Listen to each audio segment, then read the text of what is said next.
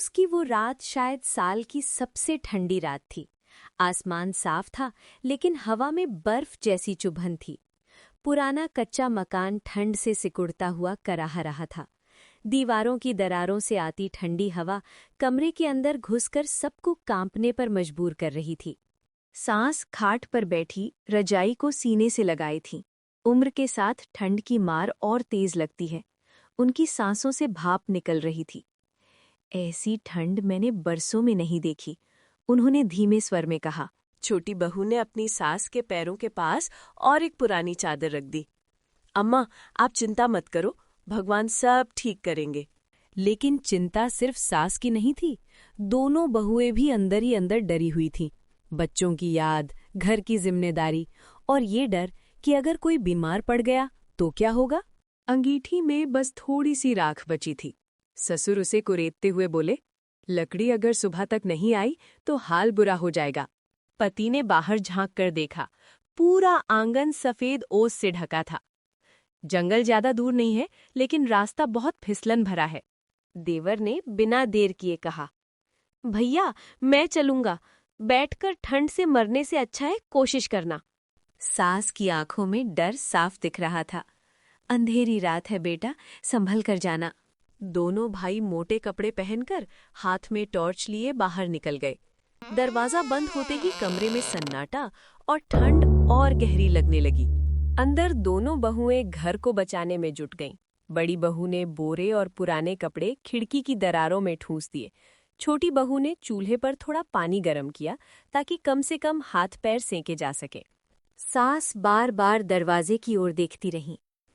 हे भगवान, दोनों बच्चों की रक्षा करना। उनके होंठ बुदबुदा रहे थे। समय जैसे थम गया था। बाहर हवा की आवाज डरावनी लग रही थी। ससुर ने अपनी रजाई सास की ओर सरका दी।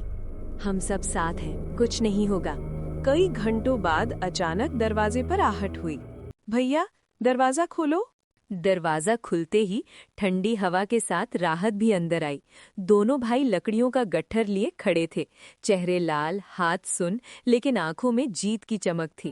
उन्होंने कहा, आज समझ आया, ठंड से बचने का रास्ता आग नहीं बल्कि परिवार का साथ है। उस रात कोई गहरी नींद में नहीं सोया, लेकिन सबके दिलों में एक सुकून था कि चाहे हालात कितने भी ठंडे क्यों ना हो, एक दूसरे का सहारा इंसान को जिंदा रखता है। एक छोटे से गांव में रमेश नाम का किसान अपने बेटे मोहन के साथ रहता था। रमेश बहुत साधारण जीवन जीता था, लेकिन उसका बेटा पढ़ा लिखा और मेहनती था। शहर में नौकरी मिलने के बाद मोहन की शादी एक बहुत अमीर घर की लड़की नेहा से हो गई। नेहा पैसे और ऐशो आराम में पली बनी थी। गांव पहुंचते ही उसे वहां की सादगी, मिट्टी का घर और साधारण खाना बिल्कुल पसंद नहीं आया। वो हर बात पर नाक भौं सिकोड़ती और ससुराल वालों को ताने देती। रमेश ये सब चुपचाप सहता रहा। वो नेहा से हमेशा प्यार और सम्मान से बात करता। एक दिन गांव में बहुत तेज बारिश आई और रमेश का खेत बर्बाद हो गया। घर में खाने तक की परेशानी हो गई। ये देखकर नेहा को पहली बार एहसास हुआ कि पैसा हमेशा साथ नहीं देता। उसने देखा कि रमेश बिना शिकायत किए फिर से मेहनत में लग गया और परिवार का हौसला बढ़ाता रहा। नेहा का दिल पसीज गया।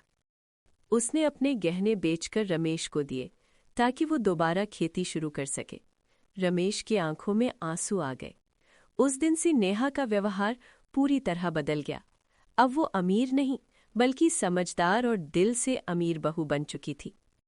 असल अमीरी पैसे में नहीं बल्कि समझ, प्यार और संस्कारों में होती है।